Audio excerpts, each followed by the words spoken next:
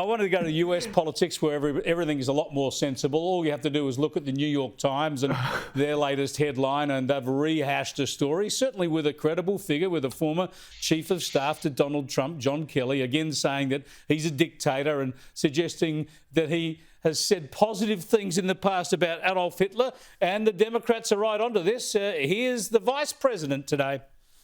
It is deeply troubling and incredibly dangerous that Donald Trump would invoke Adolf Hitler, the man who is responsible for the deaths of 6 million Jews and hundreds of thousands of Americans. Yeah, as the old adage, Mark, that whoever first invokes Hitler sort of uses the argument, but they're actually saying now, Adolf Hitler, Donald Trump, same thing. Yeah, you could just smell the desperation now. You can even actually see it on her face there as well. She's terrified. They're absolutely rattled. But you're right. This is a classic out of the playbook for the left. That's it. But once you throw out Hitler, they think that's the trump card that's going to win them everything. But it's not. I think look, people don't understand that Trump supporters don't care what Trump says. They care about what he stands for. The only people that care about the exact words that Trump uses or what he said and all that sort of stuff are Democrats.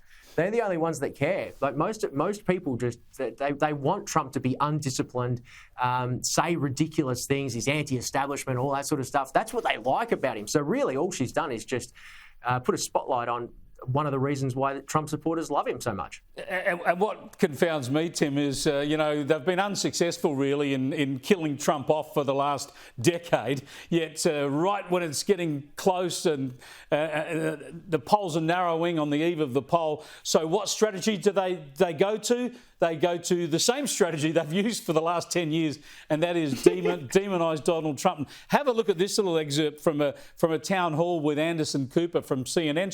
She's just out with it here. Do you think Donald Trump is a fascist? Yes, I do. Yes, I do. Yes, he's a fascist, Tim, even though he's been president before and he's running in an election to be president again.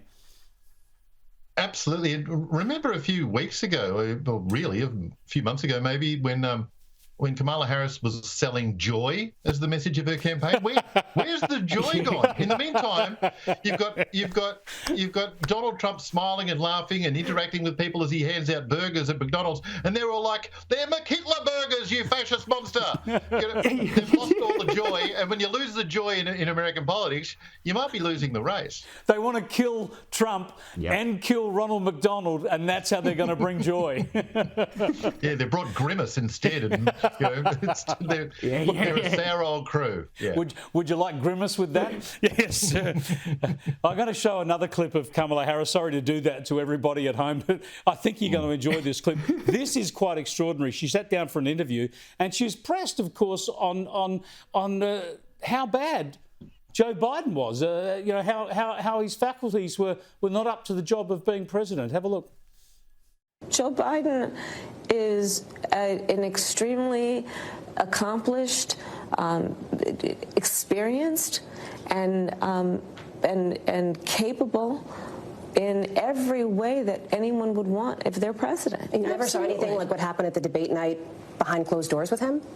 It was a bad debate. People have bad debates. He is absolutely. But that's the reason why you're here, and he's not running for the top of the ticket. Well, you'd have to ask him if that's the only reason why. Whoa. He's doing so well, Tim. She should pull out of the race and let him recontest. There's a whole lot just happening in a very short time in that clip, wasn't there? I mean, for a start, when Kamala was reeling off all the reasons why Joe was so great, there wasn't a lot of eye contact. She's like, well, he's really great and fantastic guy, totally honest about this. And then at the end, you'd have to ask him about it. His brain's so scrambled, he won't give you an answer, so to hell with you. Yeah, she's all over the shop. She's so strategic. She's so clever, Mark, that when she's telling everybody how brilliant the serving president is, she doesn't even think that they might then ask her why he's decided not to recontest. You're spot on, mate. This is the thing. You've noticed this as well with all her fracking stuff. All she's doing is she'll just say whatever they tell her to say. But then what happens is someone asks a very simple question and she's completely lost because she's off the script. I just want to play a game of poker with her because that tell is so it's so see-through. Yeah. She's as transparent as Glad wrap. It'll be beautiful. Look, she needs an advisor to have a look at what's going on in Australia. She's got to learn how to play politics. You just give out free bus rides, free lunches and public holidays. Yeah. That's the way to get elected. Yeah, simple. Now, I'm actually going to undermine that theory because I want to go and show just how stupid we are in this country. Let's have a look at what's happened in Western Australia here. First of all, a famous painting at the Western Australian Art Gallery was attacked by these climate activists. Luckily, there's a piece of perspex in front of this famous McCubbin painting. And so their Woodside emblem only went onto the perspex and didn't damage the actual painting. But now the West Australian Museum has paid, we don't know who, how much, to get that bit of perspex and keep that as a bit of history. They want to immortalise the climate action vandals, Tim. Well, these people always consider art that which doesn't offend them. I mean, I know that people always talk about wanting edgy art and so on, and this would fall into the edgy category.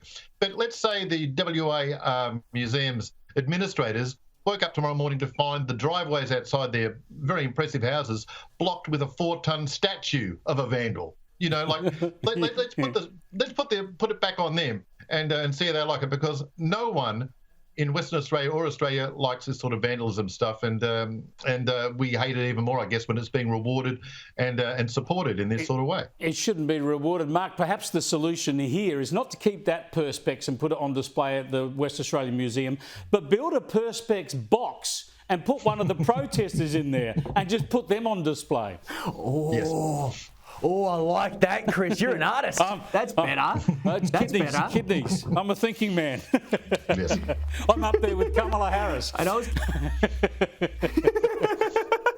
The big brains. I love it, mate. I was going to go down and get one of those big bags of vomit that they were using down at the protest just the other week here in Melbourne, and see if I could sell that to the museum as well. So, because that's all this is. You should. It's just activism that they're trying to capitalise. Yeah, exactly. Some of the horse dung, everything they're down there. Take it to the West Australian Museum. Yeah. They'll pay for it. Thanks for joining us, guys. Have a good, obviously another long weekend, presumably in Victoria. We'll see you when you get back to work eventually.